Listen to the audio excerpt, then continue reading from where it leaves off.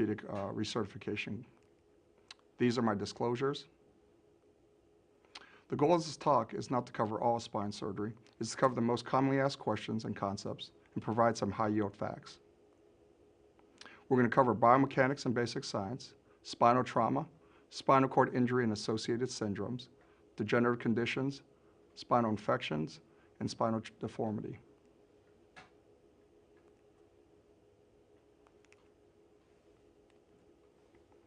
Basic biomechanics. It's important to remember that the body weight line lies anterior to the spinal column. Therefore, the vertebral bodies act as anterior column support, and the posterior elements act as a tension band. This helps maintain sagittal balance. Therefore, if you lose anterior column support, you fall into junctional kyphosis. If you lose the posterior tension band, you fall into junctional kyphosis.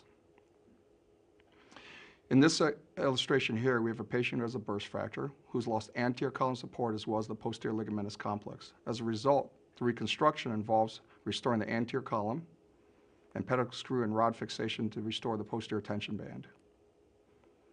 Let's also look at the uninstrumented cervical spine. We realize that with the strut graft in axial compression, the strut is stable. In flexion, because the axis of rotation is posteriorly at the facet joint, the strut graft will be in compression. However, under extension, it will unload the graft and make it relatively unstable. What happens if you add a cervical plate? In this model with the instrumented cervical spine, it rotates the axis of rotation anteriorly to the plate. As a result, during extension, rather than unloading the graft, it results as a nutcracker and therefore places the graft under compression. Similarly, during flexion, it relatively unloads the graft. Another concept that's frequently asked is the posterior C1, C2 fixation. Remember that the modified Galley and the Brooks, the older constructs, are good in flexion, but somewhat relatively weak in extension and rotation. The newer constructs, the transarticular screw, provides better flexion, extension, and rotation, but the C1 lateral mass and the C2 pedicle screw provides the best in flexion, extension, and rotation. This construct is the preferred technique for C1, C2 posterior fixation. If we look at the lumbosacral junction, remember that the lumbosacral junction is frequently in shear. When patients stand, they'll place the L5-S1 junction under shear and places the graft under tension. Fusion is best in compression, as is Wolff's law. The reason this is important is in patients with high grade slips, grades 3 and grade 4, when patient stands, the L5 vertebra is in shear and fairly vertical.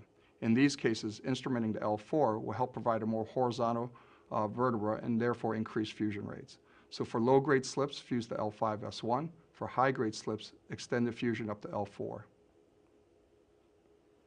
Another concept is this idea of lumbar distraction. Distraction in lumbar spine results in flattening of the normal lordotic curve. As a result, you'll have a positive sagittal alignment and flat back syndrome, which is bad and should be avoided. So distraction instrumentation in lumbar spine, such as Harrington rods, should be avoided whenever possible. Let's cover some high-yield facts. In the basic science for the intervertebral disc, we have the annulus fibrosus, the hard outside covering, and the nucleus pulposus. Remember that the annulus fibrosus has high collagen and low GAG content, whereas the nucleus pulposus has high GAG and low collagen. The importance of that is that the annulus fibrosus is good in tension, while the nucleus pulposus is good in compressibility and under load. Also, the annulus fibrosus is high in type 1 collagen, whereas the nucleus pulposus is high in type 2 collagen. As the disc ages, realize that the water content decreases because the GAG content decreases. Relatively speaking, the proteoglycan and the chondroitin sulfate also decrease. You see a relative increase in the collagen diameter and the keratin sulfate concentrations increase. As a result, remember that chondroitin sulfate decreases with aging discs, while keratin sulfate increases. Let's move on to trauma. The occipital cervical dissociation is fairly rare and is classified by the direction of the head in relationship to the spine. It can be anteriorly, as defined by the Powers ratio, posterior or longitudinal. Fixation for this is the standard of choice, and it's occipital cervical fixation. The C1, C2 is a predominantly ligamentous joint. It has the C1, C2 stability due to the transverse ligament. This sits behind the dens and connects the lateral mass of C1. It serves as the primary ligamentous restraint to abnormal C1, C2 motion. On this lateral radiograph here, you can make a line between the cervical ring of 1 and the anterior part of the dens. You want the relationship to be 3.5 millimeters or less between flexion and extension in adult and 4 millimeters or less in children. Another radiographic view is the open mouth. In this view, you want to add up the sum of the lateral mass overhang between the ring of C1 and the body of C2. If the sum of those two distances are less than 7 millimeters, it is suggested that the transverse ligament is intact. If it's greater than 7 millimeters, it is disrupted, and if it's ligamentous, then it's typically a fusion. If, however, there is a bony fleck, as the CT axial image shows, then perhaps fixation can be avoided and use of a halo might be an option. If there's late instability, then a C1, C2 fusion should be performed. Odontoid fractures can be defined by the bony amount that is injured. In a type 1, it's an avulsion of the tip. These are stable and can be treated on rigid orthoses. Type 2s are the most common, occurring up to 60% of C2 fractures. These have a high rate of non-union, particularly with posterior displacement. Those that are displaced greater than 5 millimeters have a high rate of non-union. If it's displaced greater than 5 millimeters, then a C1, C2 fixation or an anterior odontoid screw is an option. But in order to use an odontoid screw, you must reduce the fracture. Type 3 extends into the body. These are stable and can be treated with orthosis. C2 isthmic fractures. Type 1 are vertical, non-displaced without angulation. These are typically stable. Neurologic injury is uncommon and can be treated in a brace. Type 2 is angulation with translation.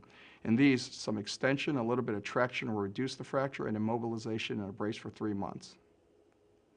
This should be distinguished from type 2As, which is translation is minimal, but there's quite a bit of angulation. In these cases, the addition of traction can result in more angulation and catastrophic neurologic injury. So the importance here is the compression halo and compression devices to help reduce the fracture and fuse as necessary. Type 3 extends down into the facet joint. This is a vertical fracture line with either a unilateral or bilateral facet dislocation. These have the highest rate of injury of neurologic deficits. These are treated with open reduction and stabilization and extending down to C3 or C4 as necessary. In the subaxial spine, these can be looked at as a variety of different injuries. The jump facets are the most controversial and difficult to manage. Determining between a unilateral and bilateral is important. In the left radiograph, less than 25% displacement is suggestive of a unilateral facet dislocation, whereas with a bilateral, greater than 50% dislocation is common. In these cases, neurologic injury is often associated. In determining an algorithm, it's somewhat controversial, but most agree if there's no neurologic deficit or the deficit is stable, a closed reduction without MRI is an option, provided that the patient is awake and cooperative. If the patient is confused, uncooperative, or alcohol is on board, you must obtain an MRI. If it's difficult to obtain a closed reduction, you must obtain an MRI. Decisions to go to surgery include inability to perform a closed treatment. If the MRI or CT reveals an extruded fragment, then going to the operating room to clear that fragment is imperative, and if there's any evolving neurologic during the closed reduction. Compression fractures. These are typically flexion-based mechanisms with anterior wedging. The spinal canal compromise is uncommon, and a closed treatment and a brace is indicated. Indications for surgery include the posterior ligamentous complex being disrupted. This can be suggested by radiographs that show 3.5 millimeters of translation or greater than 11 degrees of angular deformity. If there's evidence of neurologic injury, then surgery is typically indicated. If there's posterior ligamentous disruption, go posteriorly, restore the posterior tension band. If there's neurologic involvement, then an anterior approach and clearing the canal and adding on a posterior instrument of fusion may be helpful. Burst fractures involve the middle column. It's an axial load. These can involve neurologic disorders, as in that axial CT in the bottom, which shows retropulsion of the bony fragment. In these cases, an anterior approach to clear the canal is important, and add on a posterior instrument of fusion if the ligamentous complex is disrupted as well. Extension injuries are common, particularly in the elderly patients. These can result in a central cord. This occurs when there's pinching between the disco-osteophytic complex anteriorly and the thickened ligamentum flavum posteriorly. There are variable amounts of disruption of the ALL, the disc space, and the posterior ligaments. As we move on to degenerative conditions of the spine, we know that cervical spondylosis can result in a variety of syndromes. They're common radiographically, but they're not always symptomatic. They are often false positive MRI findings and should be correlated with clinical findings. They can result in discogenic neck pain. They can result in nerve root compression and radiculopathy, and spinal cord compression and myelopathy. Congenital stenosis can be defined by Pavlov's or Torg's ratio, which is a relationship between the canal divided by the vertebral body width. A normal ratio is 1.0. If it's less than 0.8, then that's suggestive of congenital stenosis. Using absolute values such as the sagittal diameter gives you a sense of what the space available for the cord is. Relative stenosis is defined as less than 14 millimeters, whereas absolute stenosis is defined as less than 10 millimeters. Typically, the treatment is non-operative, particularly for discogenic neck pain or radiculopathy without weakness. Indications for surgery include myelopathy with progression of motor and gait instability, or radiculopathy with persistent pain or progressive weakness. Discogenic pain for surgery is typically less rewarding and should be reserved and avoided if possible. Your options include anterior approaches and posterior approaches. In the anterior approach, there's anterior cervical discectomy and fusion and anterior cervical corpectomy. Posterior options include laminoforaminotomies, laminectomy and fusion, and laminoplasty. Laminectomy alone has really fallen out of favor and should be avoided. The advantages of anterior approach allows you to address the anterior structures. More importantly, allows you to address any alignment. Patients with kyphosis, neutral alignment, or lordosis can undergo an anterior approach. It allows you the potential for correcting kyphosis. The use of anterior cervical plate has shown to increase fusion rates, particularly in multi-level decompressions and fusions, and it can help protect the strut graft. When performing an anterior cervical discectomy and fusion, there are several structures at risk. The recurrent laryngeal nerve, which is an extension of the vagus, is at risk with lower approaches to the C6-7 and C7-T1 disc space. In meta-analyses between left and right-sided approaches, there appears to be no difference between injury to the recurrent laryngeal nerve. However, the superior laryngeal nerve is at risk for high approaches of disc spaces at C2-3 and C3-4. Also remember that dysphagia risks increase with higher levels of discectomies, increases with the number of disc levels that are performed, and also in older patients. Non-union rates increase with the number of levels addressed. If we talk about posterior approaches, the keyhole laminoforaminotomy is an option if it's single level. If it's a soft disc, that is lateral. Central discs are not able to be addressed by the keyhole laminoforaminotomy. Manipulation of the spinal cord is not an option. As a result, you have to go more lateral, and if you do, you must preserve 50% of the facet joint in order to prevent instability. If you take more than 50% of facet joint, then fusion must be performed. If you can avoid a fusion, this is a motion-preserving procedure. There are some risks associated with this procedure, including air embolism. Laminectomy and fusion allows you to address multi-levels. It has a lower rate of dysphagia than anterior approaches. However, you must have a lordotic or neutral alignment. It may not allow you to adequately relieve anterior compression as well, since it relies on posterior drift of the spinal cord. Complications include the C5 nerve root palsy. This is thought to be due to the posterior drift of the spinal cord.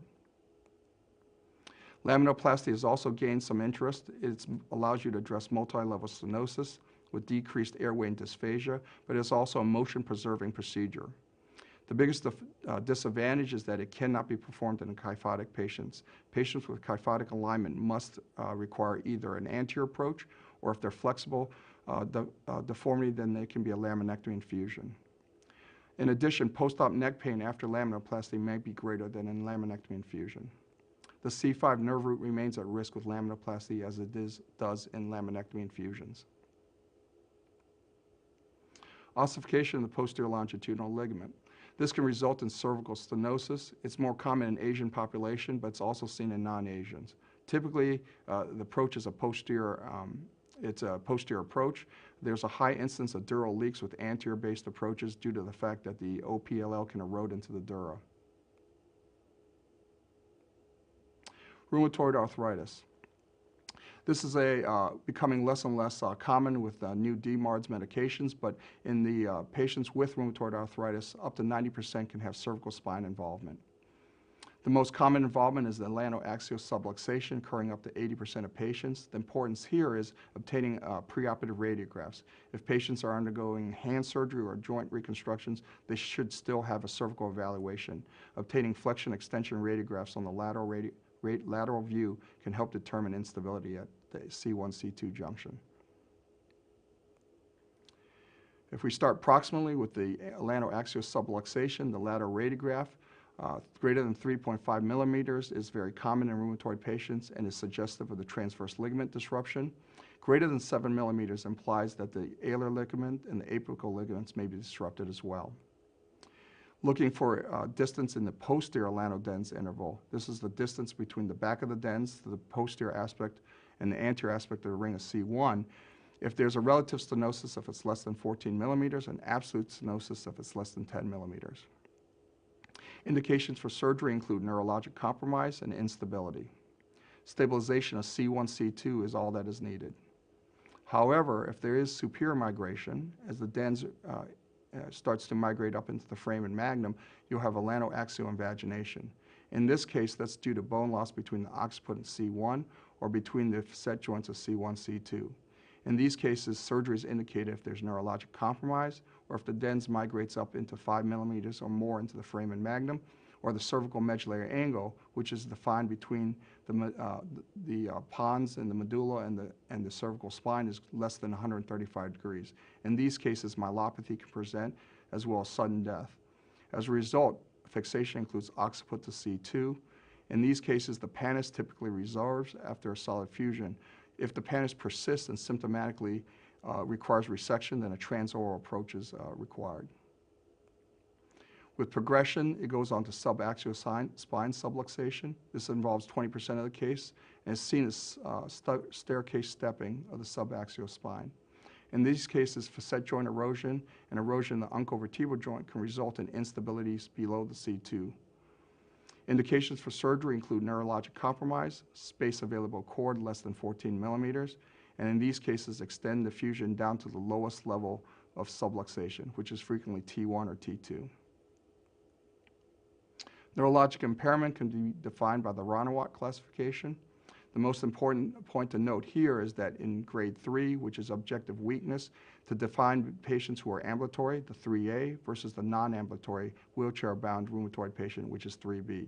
While surgery can still be performed in 3B patients, it's important to realize that outcomes and prognosis are less successful in severe Ranawat 3B patients. Ankylosing spondylitis. This radiograph to the right is a classic X-ray of a patient with ankylosing spondylitis. These patients are at high risk for acute fractures. These spines are often fused and act like a long bone, so occult fractures are common, and you should have a high index of suspicion. If these patients present to the emergency room with neck pain, even without a history of trauma, you should institute spine precautions, and advanced imaging should be obtained in the form of CT scan or, if possible, an MRI. On this image to the right, this MRI shows there's edema within the vertebral body. There's a small fracture line that goes through the ALL, through the disc space, and you also look for evidence of epidural hematoma, which can be common in the AS patient. Moving to thoracolumbar trauma. We can base these on mechanism. In the compression fracture, the axis of rotation is at the posterior aspect of the body, and with flexion, you have anterior compression. These are typically stable and have no associated neurologic injury and can be treated in the brace or with observation. If pain persists, then cement augmentation in the form of kyphoplasty is an option. Burst fractures are secondary to the axial compression. The middle column as well as the anterior column is typically involved, and there's retropulsion of the fragment into the spinal canal. These can be associated with neurologic injury. The key to identifying a stable burst is the posterior ligamentous complex. Also be aware of lamina fractures in the back. These can be associated with a nerve root compression and being entrapped within the lamina posteriorly. Surgical indications include evolving neurologic deficits, loss of sagittal alignment, secondary disruption of the posterior ligamentous complex. In these cases, 30 degrees of kyphosis or greater, or retropulsion or greater than 50% or loss of anterior height of 50% suggests that the PLC may be disrupted. The gold standard remains obtaining an MRI to determine the integrity of the PLC. However, if a patient has acceptable alignment and they're neurologically intact, extension bracing is acceptable for the treatment of a stable burst fracture. If you must do surgery, posterior approach is traditionally described, going 3 above and 2 below. Neurologic patients with deficits, secondary retropulsion, requires an anterior decompression. Circumferential anterior-posterior fusions might provide you the advantage of short segment constructs. What they may ask is patients with deformity and no neurologic deficits, you can perform a posterior spinal fusion. If there's a neurologic deficit, go anteriorly to clear the canal. Add on posterior instrumentation if the ligamentous complex is disrupted. If they demonstrate a laminar fracture with neurologic, you must go posterior to clear that nerve root and try to repair the dural tear if possible. In flexion distraction, the axis of rotation is moved anteriorly to the ALL. In these cases, a flexion moment results in distraction posteriorly and moves anteriorly. There's usually 3-column involvement. These have also been called lap belt injuries and chance fractures. Remember that in flexion distraction, there's no translation. There's a high association of intra-abdominal injuries, including the ilius, and duodenal injuries due to deceleration. Important to remember because extension bracing may worsen the ilius. In single-level bony fractures, these can be treated with bracing because the bony edges will heal. However, if it's ligamentous, late deformity can occur. Even if you can get the alignment, late traumatic deformity and kyphosis can occur. In these cases, a posterior tension band reconstruction is recommended. In a fracture dislocation, the mechanism is variable. There's a translation and all 3 columns are involved. Unlike the flexion distraction injuries, there's associated translation which results in neurologic injury, and these are highly unstable fracture patterns. This table here describes the 4 fracture patterns. Compression involves the anterior column. The burst involves the anterior and middle column. The key to stability is whether or not the posterior ligamentous complex is intact in a burst fracture. A flexion distraction proceeds from posterior to anterior, whereas a fracture dislocation involves all 3 columns. The T-list classification uses a morphology as also adds in the integrity of the posterior ligamentous complex and the neurologic status. The key of the TLS system, the T-list system, is it helps identify the significance of the posterior longitudinal complex. The spinal cord injury, remember that patients who present with spinal cord injury, you must adhere to the ABCs, airway, breathing, and circulation. Maintain a primary survey and spine precautions. Resuscitate the patient, oxygenate and perfuse the spinal cord. Obtain your radiographs. If you obtain an x-ray, a lateral C-spine x-ray, you must see the C7T1 junction because 10% of spinal cord injuries can occur at the cervical thoracic junction. Spiral CTs have really replaced radiographs and have provided a full spinal evaluation. Some basic neuroanatomy. Just remember that the central cord syndromes have greater involvement of the upper extremity than lower extremity. This is due to the homunculus and involvement of the uppers greater than lowers. In the anterior cord syndrome, you have loss of motor, pain, and temperature below the level of injury bilaterally. In the Brown-Séquard cord, it's ipsilateral motor and contralateral pain and temperature involvement. And in the posterior column, it's loss of vibration and position sense below the level of the injury. If we think about it more in high-yield facts, we know that the most common injury is the central cord. The less common is the posterior cord. Remember that prognosis for ambulation is best with the Brown-Séquard cord. It's the worst with the anterior cord. If they give you a mechanism of vascular injury, think anterior cord. If they give you a penetrating injury such as a gunshot wound or stab, think Brown-Séquard cord. If they give you hyperextension in the elderly, think about central cord syndrome. If it's upper greater than lower involvement, it's central cord. If it's lower greater than upper involvement, it's anterior cord. Just a statement about neurogenic shock versus spinal shock. Remember that neurogenic shock is hemodynamic instability. This is due to vasodilation, secondary to sympathetic injury and loss of sympathetic and unopposed vagal tone.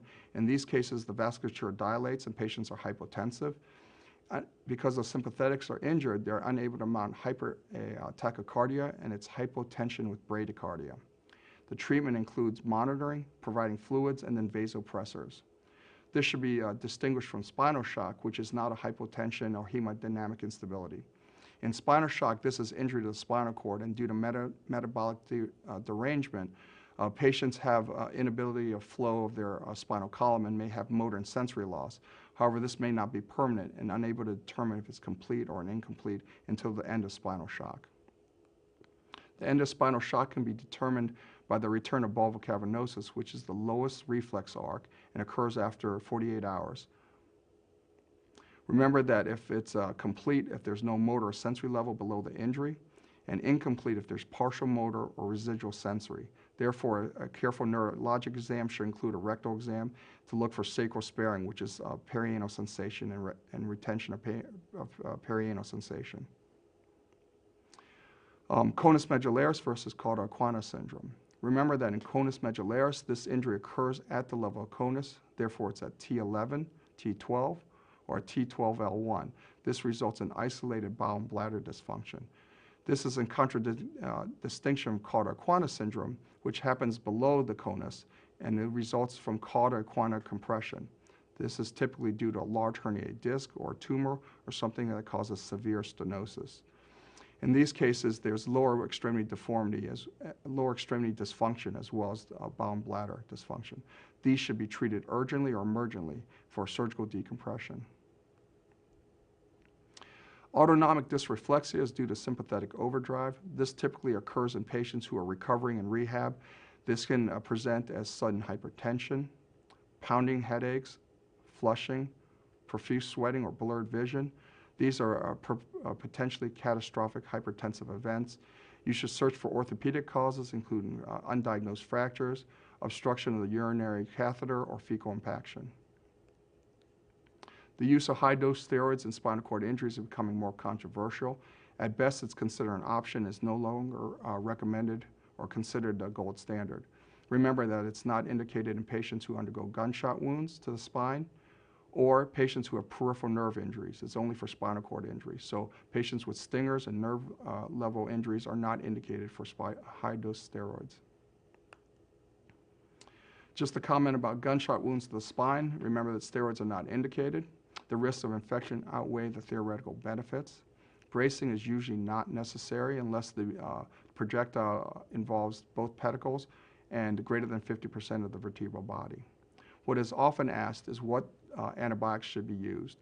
If the projectile does not enter into the abdominal cavity, then oral antibiotics are sufficient. If it injures a solid organ, such as the liver or the kidney, then oral antibiotics are indicated. Surgery is an option if there is indication for general surgery involvement and debridement of tract. Removal of the projectile is not necessary if it's embedded within the vertebral body.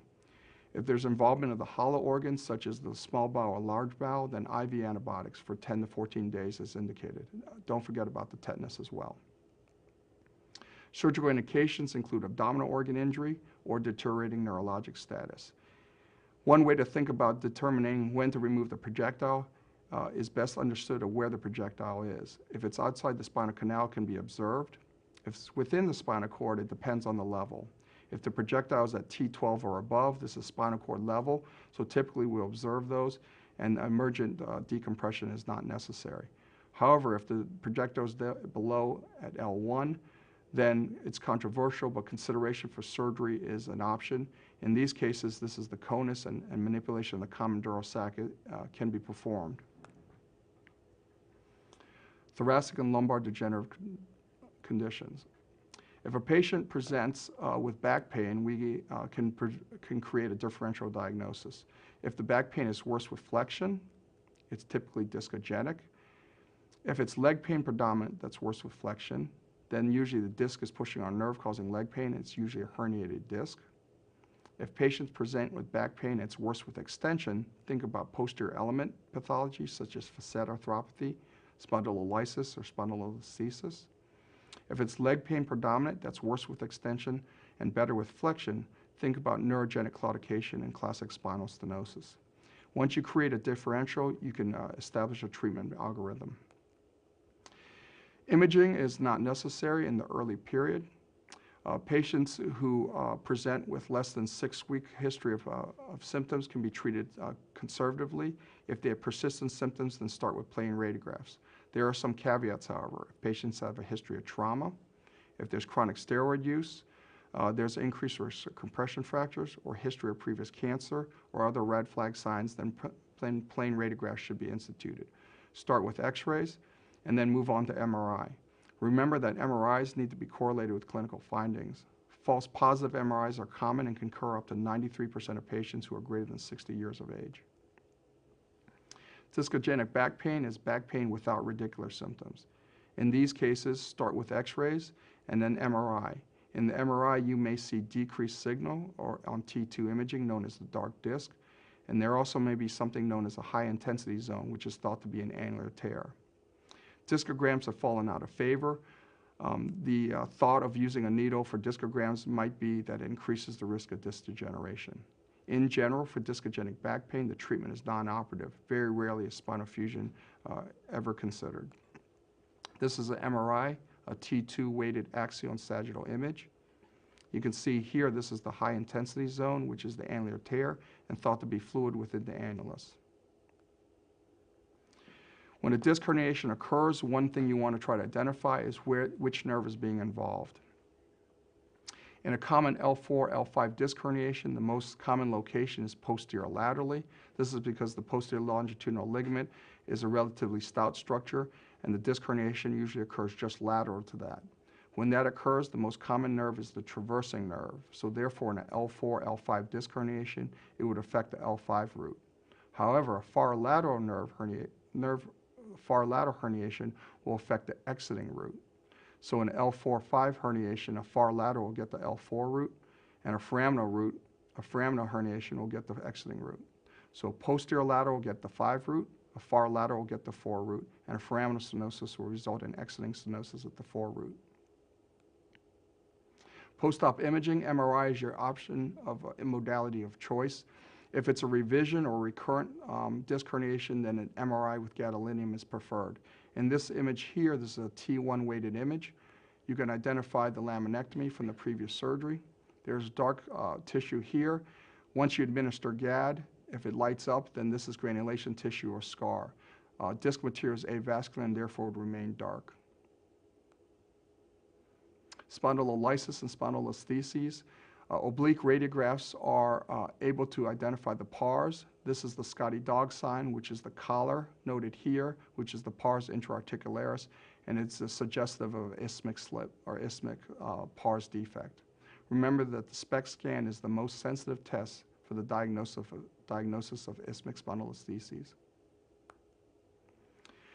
In an isthmic slip, the gill nodule, which is the fibrocartilaginous reparative process, is the posterior aspect of the frame, and therefore the exiting nerve root is affected. So in an L5-S1 isthmic slip, it would be the L5 exiting root. On this MRI on the right, you can see the L5 root being pinched between the gill nodule and the posterior and the disc anteriorly. Remember, the exiting nerve is affected in an isthmic slip. Iatrogenic causes for spondylolisthesis occur due to removal of the pars. This can be seen here on the schematic, which is connecting the superior articular facet to the inferior articular facet. Other causes for iatrogenic spondylolisthesis include complete removal of 100% of a unilateral joint or greater than 50% of 2 joints. This can occur as you follow nerve root down as you do your foraminotomy. Make sure to preserve the pars and to preserve 50% of the facet joints. With spinal stenosis, that's narrowing the spinal canal, there's 2 different major types of stenosis. There's central stenosis and lateral recess stenosis. Central stenosis typically presents with neurogenic claudication. This is the classic presentation of heaviness or cramping in the calves. Patients prefer a forward flex posture. This opens up the canal. This is also the so-called grocery cart sign, where patients state that when they lean forward on their grocery cart, they can walk as far as they want, and that extension makes their pain worse and flexion makes it better. You have to differentiate this from vascular collocation. Lateral recess stenosis occurs as the nerve starts to exit. This occurs in the entry zone and is secondary to the superior articular process. In this image, cross-sectional anatomic image, you can see the superior articular process causing lateral recess stenosis. In these patients, they present with radicular symptoms from a single nerve root. Treatment remains non-operatively, patient education, activity modification, and anti-inflammatory therapy. Occasionally, corticosteroids in the form of epidural steroids or selective nerve root might provide some relief for the nerve root compression. If you must choose operative options for decompression for laminectomy for central stenosis, if it's lateral recess stenosis, perform a medial facetectomy, identify the nerve root, and remove the superior articular process. Make sure to preserve the pars, and if there is no instability, then fusion is not necessary. If, however, you thin out too much of the pars or you remove greater than 50% of bilateral facet joints, then a fusion is typically necessary. Preoperatively, if there's evidence of a spondylolisthesis or scoliosis, then a fusion with or without instrumentation should be considered as well. Therefore, if a patient presents with neurogenic claudication without spondylolisthesis, a decompressive laminectomy is the option of choice. If patients present with neurogenic claudication with a spondylolisthesis, then a decompression along with a fusion with or without instrumentation is necessary. Thoracic disc degeneration is fairly common on MRI, but as far as surgery is relatively uncommon. They make up about 0.2 to 2% of all discectomies. It's slightly male predominant and occurs in about 40 to 60-year-olds. They start to develop disc degeneration. The history and exam is typically pain, radiating symptoms are the most common sign. Spinal compression can also occur. The classic is normal upper extremity involvement with with abnormal lower extremity exam. You might see upper motor neuron signs in the form of Babinski or clonus. If you see a patient with a negative Hoffman and positive clonus, make sure to check for thoracic disc disease and thoracic myelopathy. Start with imaging as you would in the lumbar spine. If patient has radiculopathy only or back pain, then the treatment is non-operative. If they have myelopathy, then a progression of a weakness, then surgery is indicated. In these cases, there's a variety of approaches described, but what is important to understand is that laminectomy alone is the wrong answer. It provides poor results and has a high rate association of paralysis. Spinal infections. These really are a continuum between osteodiscitis to osteovertebral myelitis and epidural abscess. But if we think about them as single entities, then osteodiscitis is typically treated non-operatively. It mostly occurs from pyogenic infections. The symptoms vary based on acuity of the disease. If it's subacute or chronic, frequently the patient may present with just pain. Very uncommonly, they will have fever, perhaps less than 50% of the time. And abscesses are uncommon as well. Laboratory results with SED rate and CRP are frequently elevated, but in chronic cases, the white count can be normal. Blood cultures are typically negative and are frequently only positive in 25% of cases. Radiographs can be normal or lag behind clinical symptoms. The most earliest sign is typically disc space narrowing, and on this tomogram on the right, you'll see loss of the end plate. This can lag behind up to 2 to 8 weeks of clinical symptoms. CT scan can help assist in identifying the end plates, as well as look for cystic changes or gas within the soft tissue. Bone scan can help because 3 to 5% of patients present with multifocal infections. It also allows for whole body imaging. The imaging modality of choice remains the MRI. On T1, there's decreased signal with indistinct margin of the disc space and the end plate. MRI with gadolinium helps demonstrate enhancement on T1 weighted image with increased inflammatory vascularization. T2 weighted images demonstrate hyperintensity at the involved levels.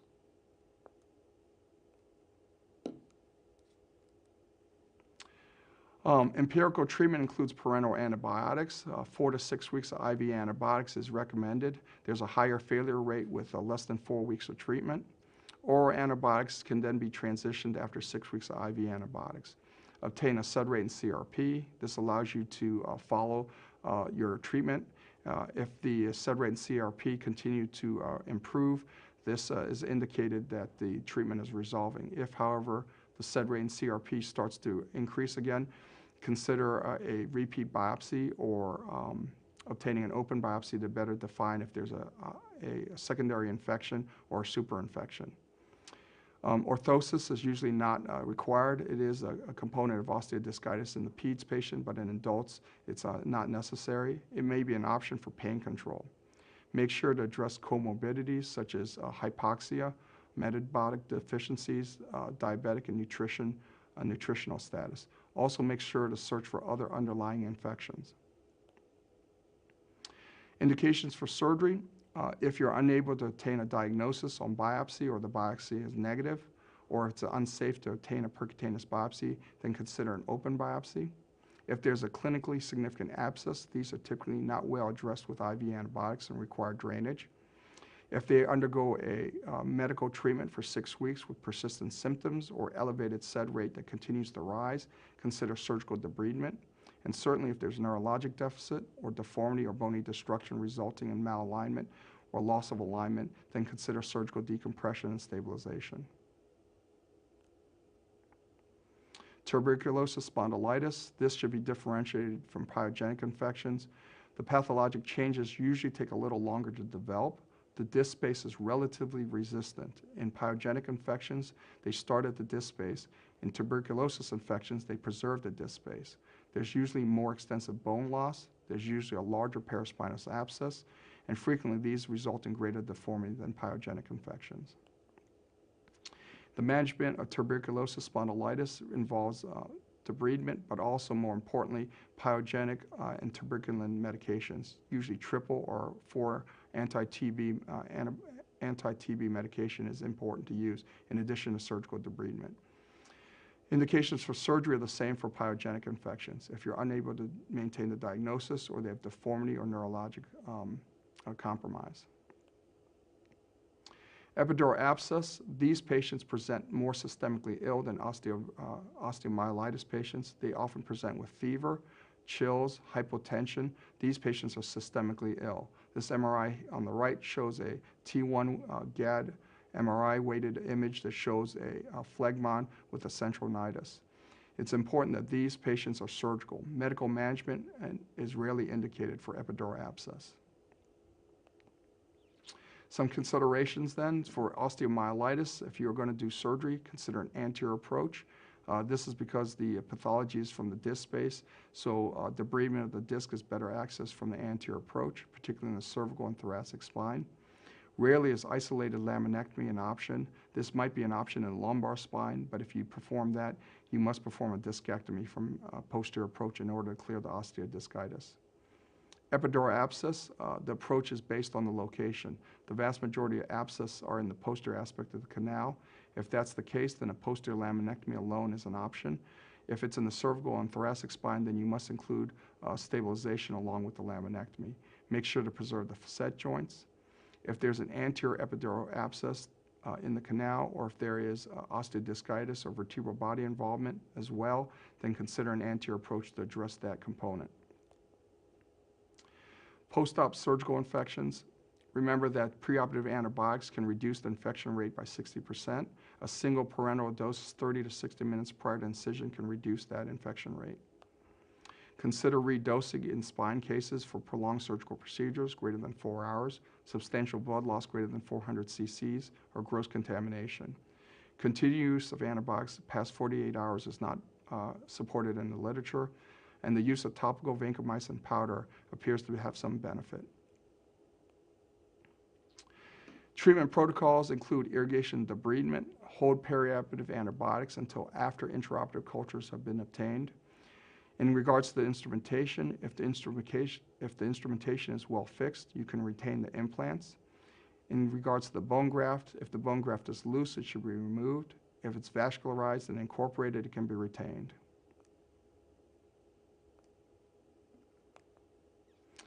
Adult deformity.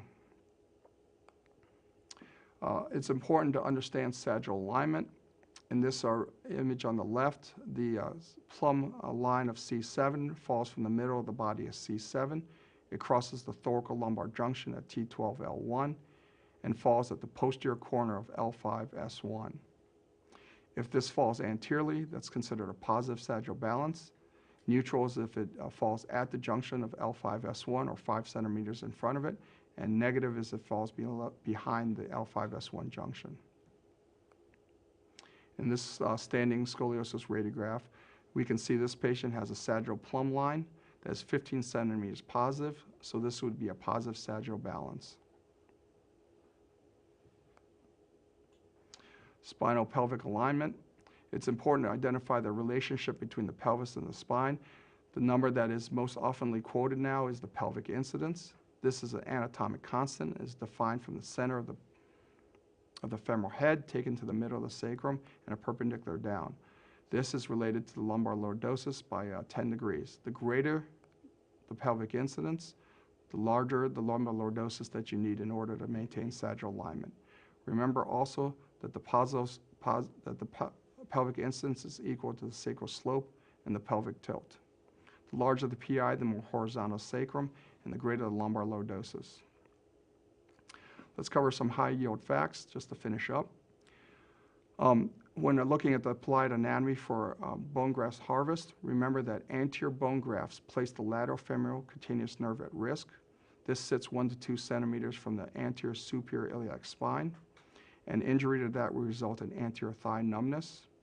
In a posterior approach for bone graft, the superior cluneal nerve is at risk. This lies 8 centimeters lateral to the PSIS, the posterior superior iliac spine, and can result in butt numbness or buttock numbness. The superior gluteal artery is also at risk at the posterior approach to the iliac crest. As far as the vertebral artery and the cervical spine, remember that the vertebral artery sits on the superior aspect of the ring of C1 in the vertebral sulcus. Therefore, dissection of the ring of C1 should stay within 10 millimeters of the midline on the superior aspect and 15 millimeters on the posterior aspect of C1 in order to prevent or reduce the risk of vertebral artery injury. The greater occipital nerve, or C2 nerve, is purely a sensory nerve. It exits between the C1-C2 joint and innervates the posterior aspect of the skull. Remember that it's at risk for C1-C2 transarticular screw fixation. Also, in rheumatoid patients who have C1-C2 erosion and settling, they can get a C2 greater occipital nerve neuralgia and result in posterior cervical pain. Remember that in anterior approaches, that the preganglionic sympathetic chain is at risk, and if it's injured where it sits on the anterior aspect of the longus coli, it can result in a Horner syndrome. This can result in ptosis, which is drooping of the eyelid, miosis, constriction of the pupil, and anhidrosis on the same side of the approach. So it's ptosis, meiosis, and anhidrosis ipsilateral to the side of the injury. Remember that cervical approaches the high cervical disc at C2-3. It places the superior laryngeal nerve at risk. This is important in patients who are singers because they need to perform high phonation, and the superior laryngeal nerve performs high phonation. It's at risk with standard approaches, therefore a modified submandibular or anterior retropharyngeal approach is preferred. The superior laryngeal nerve is at risk at C2-3 and upper cervical disc herniations. Differentiating between superior laryngeal nerve and recurrent laryngeal nerves, remember that the superior laryngeal nerve has high phonation, but it does not innervate the vocal cord, whereas the recurrent laryngeal nerve results in vocal cord paralysis on the side of the injury. It can result in hoarseness, aspiration. The phonation can be partially compensated for. So recurrent laryngeal nerve results in vocal cord paralysis or adduction of the vocal cord on the side of the approach. Superior laryngeal nerve does not result in any vocal cord paralysis. In the lumbar spine, a medial branch block, this is the nerve that innervates the facet joints. So for patients with facetogenic pain, when they undergo a facet ablation, it is the medial branch of the dorsal primary rami of the sinovertebral nerve that is being denervated. They may call it the medial branch block. They may call it the sinovertebral nerve block.